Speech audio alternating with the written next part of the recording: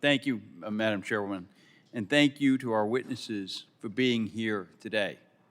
Mr. Rule, what type of support is Russia providing to Iran's nuclear program, and what role is Russian state-owned energy giant Rosatom playing in supporting Iran's nuclear ambitions?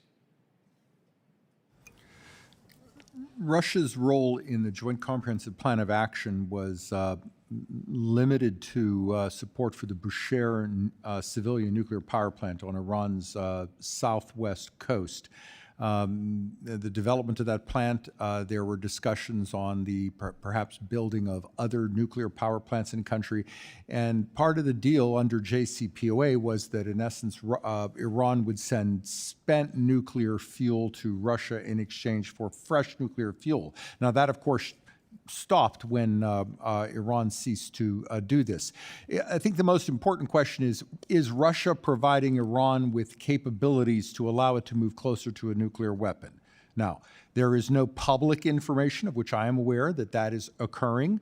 It is also a fact, however, that Russia does have a presence in country through Bushehr, and that were we to have a multilateral negotiation with Iran on its nuclear program, Russia would be a prominent part because of that element. China as well, because of China's role with the Iraq power plant, its former plutonium plant, which is due to come online in 2026.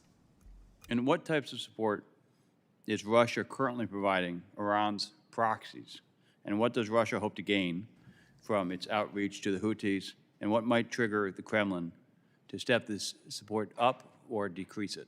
There have been reports that Russia has attempted to provide weapons to the Houthis, and that diplomatic pressure from regional actors have prevented this, and Russia may have told these actors that the purpose of this support was to complicate the lives of Western powers who were supporting Ukraine.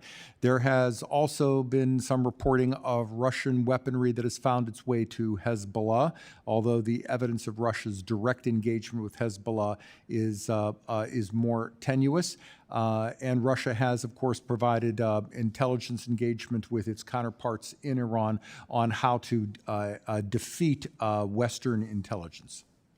So, in your view, what, therefore, does the Iranian regime hope to gain from its increasingly cozy relationship with the Kremlin, and what threat does that pose to U.S. national security priorities?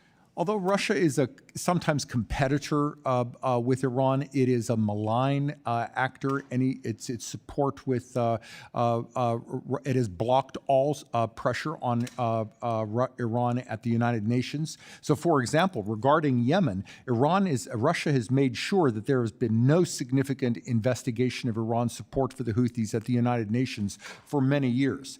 So Russia's support for Iran is significant, it is malign, it is pervasive, and it impacts the global economy. Are there points of friction within that parallel relationship that the U.S. could effectively exploit? I'm not aware of many, but Dana, do you have anything you'd like to add on that?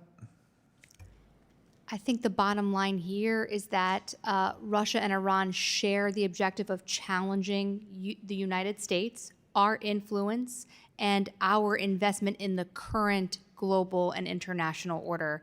And that strategic convergence is stronger than any wedge we might want to drive between the two.